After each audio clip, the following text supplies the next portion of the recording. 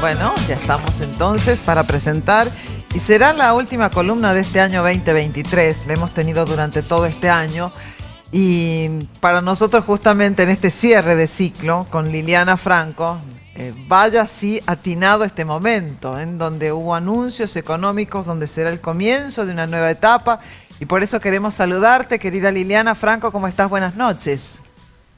Buenas noches, sí ha pasado cosas, realmente. Todo un Bueno, año. estamos en la era Milei, empezó en la Casa Rosada, parece que fue un siglo y solo han pasado 3 días, con un paquete de medidas que, bueno, se conoció ayer y que realmente es un paquete importante desde el punto de vista fiscal, que va a significar sin duda una recesión, probablemente un aumento del desempleo que va a afectar a todo el país, pero que yo nunca pensé en los años que tengo ver, semejante ajuste, ¿no? Absolutamente necesario, porque, digamos, así hubieran querido cualquier otro gobierno seguir, no podíamos seguir porque ya no había más plata y la única manera es seguir emitiendo, y el emitir tiene las consecuencias que estamos viendo. Hoy justo se conoció el índice y te preanuncia que para diciembre ojalá se quede en el 20%, ojalá, probablemente sea superior, enero también. Ahora ustedes me dirán, pero entonces, y bueno, es que si no se hace eso, no había otra salida y caíamos en una hiper. Es un plan con muchas dificultades de implementación, que tiene costos sociales importantes, no les voy a negar, pero esto es básicamente porque se fueron tapando los problemas debajo de la alfombra. Y bueno, uno puede hacer muchas cosas con los problemas, pero no ignorarlos, porque lo único que hace es se acumulan. Y hemos acumulado desequilibrios en materia económica que ahora las soluciones son más dolorosas, sin duda. Acaba de hablar Rubinstein con un colega, y Rubinstein decía, ¿se acuerdan? Rubinstein era el secretario de Política Económica de Massa, y él decía, nosotros hubiéramos tenido que hacer lo mismo, porque sí, llega un punto que si alguien está como como utiliza Milei, el presidente Milei, si estás enfermo no hay muchas opciones, te tenés que curar, y bueno, tampoco puede haber un médico que diga una cosa o la otra, pero llega un momento en que hay que hacer esto, y la verdad, día a día, vamos a ir viendo cómo evoluciona. Esperemos que bien, por todos nosotros, por supuesto, esperemos que bien, pero lamento que sea la última columna con un mensaje así, pero sí, sí. Recordemos que Milei gana diciendo esto, ¿eh? Eso es lo que yo tengo que... No hay cómo disfrazar las cosas ya, ¿no? Hay que decir las cosas como realmente son, Lili, ¿no? La gran pregunta para mí, a lo mejor la compartís vos, es de cuánto tiempo es la licencia social de la gente, porque la mecha dicen que está muy corta, pero ¿cuán corta o cuánto es el aguante de la gente? Acá yo lo que creo, está bien, han pasado solo 3 días, ¿no? Lo que hemos conocido son toda la parte fiscal, la parte más difícil, que es la parte del recorte y la parte de aumentos de impuestos o retenciones. En este caso se ha vuelto a poner retenciones a sectores que habían sido exceptuados, sobre todo economías regionales. Hay importaciones también de otros segmentos, y hay exportaciones también, a todas las exportaciones. Se va a revertir el impuesto a las ganancias, eso tiene que pasar por Congreso, ahí es un poco más difícil. Y vos preguntás cuánto es. Yo creo que el gobierno va a tener que trabajar muy bien, pero muy bien, la contención social. Y cuando digo contención social no me refiero a los que reciben aguache o a los que tienen planes. Claro. Me refiero a la clase media. La clase media está empobrecida, los salarios han ido perdiendo año tras año, no es que nos encontramos con una situación donde los trabajadores formales están fantásticos, las pasan bárbaro, y solo hay un problemita con sectores sociales más desprotegidos. No, vos tenés una población empobrecida en todos sus segmentos, salvo algunas, salvo las la punta de la pirámide. Entonces, yo eso todavía no tengo la respuesta porque, bueno, insisto, acaban de anunciar una serie de medidas que hay que ir viendo cómo les implementan. Por ejemplo, el tema tarifario. El tema tarifario, supuestamente lo que va a hacer, o lo que dijo el ministro Caputo, es que quiere subsidiar la demanda. Esto significaría que, en principio, si una familia ahorra, va a pagar menos que si una familia no ahorra. Va a haber una base de incremento, seguramente, un porcentaje que será igual para todos y en función de cómo uno se comporta puede bajar o pagar menos o pagar más. Pero sin duda el ajuste tarifario va a ser importante por los números que uno ve. Yo creo que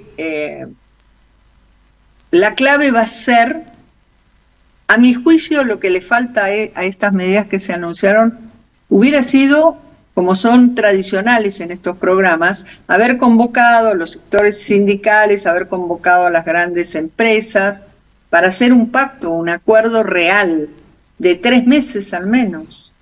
Porque si no, si mañana la CGT o el gremio A o B o C sale a tener ajustes en base a una inflación futura del 250 o 300%, que se está hablando que puede ser, porque son las proyecciones en base a la inflación y en base al ajuste, digamos, al tema de los precios relativos que se liberan, etcétera, como combustibles o tarifas. Y bueno, eso entra en una espiral muy peligrosa. Ahora, Liliana, eso es lo que a mí me parece que hubiera sido ideal, ¿no? Liliana, de acuerdo a tu experiencia, en el mundo, ¿se ha aplicado un método de estas características? El resultado buscado, Sí. que es bajar la inflación, compensado con el costo, ¿cómo se evalúa esto? En el mundo hay acontecimientos que se han dado, ahí, eso ¿quién gana? Pero es que el mundo, y he tenido oportunidades de repetir, de conversarlo con ustedes, antes de la pandemia, porque la pandemia fue un fenómeno disruptivo en esto, prácticamente a mí me costaba encontrar 10 países con inflación de 2 dígitos. Y cuando digo de 2 dígitos, digo de 10% anual. Luego la pandemia hizo que ahora ya puedas tener cerca de 15. Ahora ya está volviendo a bajar ese indicador. El mundo descubrió que la inflación es el peor castigo que tiene una economía. Y en eso hay un consenso. Y hablo de países no desarrollados, hablo de países de África. Hablo de países... piensen ustedes que nosotros somos el tercero o el cuarto país con la más alta inflación del mundo. Creo que ya estamos en segundo lugar, sí, después de Venezuela. Entonces, ¿cuáles son los beneficios? Y yo les voy aquellos que son un poquito más viejitos, se van a acordar. Cuando fue la época de Menem que tuvimos la convertibilidad, él habló del periodo inicial. Por ejemplo, mucha gente se pudo comprar con un préstamo hipotecario la casa. Claro. Sí. Por ejemplo, teníamos salarios medidos en dólares altísimos. Después luego el tema de la convertibilidad tuvo fallas, pero no por el bajar la inflación. Las fallas fueron de otras características, pero la inflación mata toda posibilidad de progreso personal y como país. ¿Y saben por qué? Claro. Porque los países crecen y las personas crecen patrimonialmente cuando ahorran. Es así de simple, esto lo entiende cualquiera. Si yo me gasto todo mis ingresos y no voy a tener una casa, o por ahí no puedo comprar un auto, o no puedo pagarle a chico, o viajar, o lo que quiera hacer la persona. Lo que pasa es que estamos tan desacostumbrados que explicar esto que es tan simple. Ahorrando se puede progresar, y esto es igual para los países. Los países que ahorran, los países que cuidan su moneda, es mucho más fácil que vengan inversiones, es mucho más fácil hacer obra pública, es mucho más fácil todo. ¿Por qué caímos en esta situación por tantas décadas? Parezco mileísta, pero esto no es porque soy de Milei, es porque es economía básica. Bien. Porque en realidad se fue tapando con la emisión y se fue, fíjense, para caer con un ejemplo claro. ¿Por qué tenemos tan bajos índices de desempleo? Porque en realidad tenemos encubierto un porcentaje del desempleo en empleo público. Hace décadas que el empleo privado está en 6,5 millones de puestos de trabajo. Entonces, ¿por qué no hay tan alto desempleo? Y porque está tapado. Claro. ¿Pero por quién está tapado?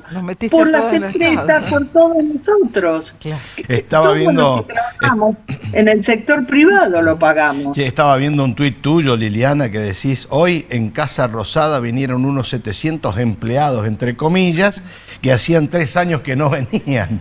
Lo comenté al principio del programa. Y bueno, ¿van a entrar? ¿Hay espacio físico para que entre tanta gente? Y bueno, hoy entraron esos 700, andaban pululando por los pasillos. El problema es que hay muchos más, ¿eh? Claro. Claro. Hoy vinieron esos 700 porque en realidad todavía no rige la presencialidad. Todavía no se hizo el decreto, qué sé yo. Están entrando en calor. Estos 700 que han venido lo hicieron precautoriamente. Claro. Para ganar el espacio, ¿viste? Están Para entrando hacer en una calor, silla claro. que sea para mí. Claro.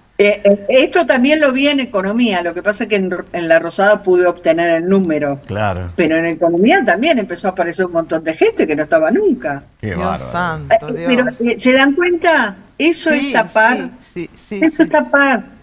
Lo tenemos Y esa más que gente claro. cobraba un salario. Liliana, si tuvieras, y te pido esto justamente, hacer un cierre de este 2023 y una proyección hacia el 2024, con este contexto, ¿cuál es tu análisis? Argentina creo que esta vez tocó fondo, porque sinceramente no nos van a prestar plata. Fíjense que en los anuncios el ministro nos dijo, no, nos van a traer plata de acá, de allá, no, fíjense que no hubo. Uh-huh. Y como tocó fondo, las medidas que hay que tomar y que se están tomando son muy duras. Pero también lo bueno es que la sociedad votó a un señor que le dijo esto. Entonces, creo que la sociedad tiene más conciencia de la gravedad de la situación, de que así no se puede seguir, de que no hay futuro para nuestros hijos, sea que uno esté mejor acomodado socialmente o no, porque tampoco sirve vivir en un país donde el 62% de los niños son pobres. Eso no es bueno para nadie, es muy triste.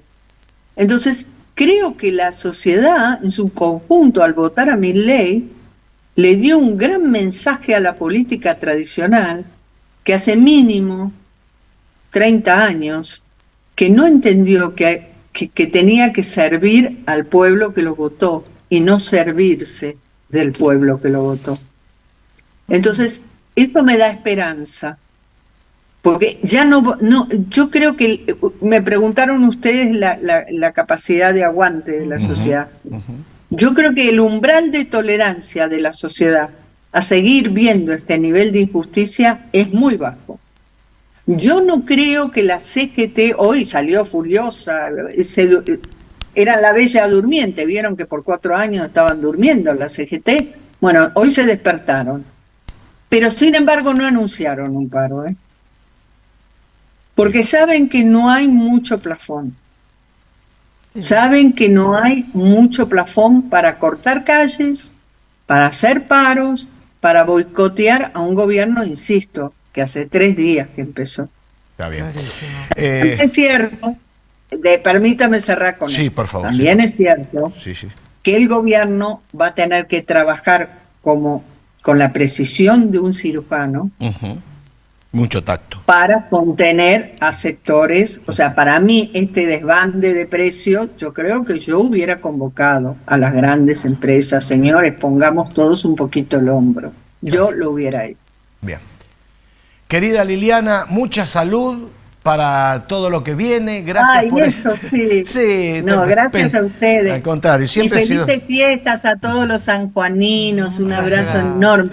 Un placer cada contacto y lo mejor para vos. Esperamos el reencuentro prontito, si Dios quiere. Eso espero. Muchas gracias a todos. Un beso que Dios la grande. bendiga, querida Liliana.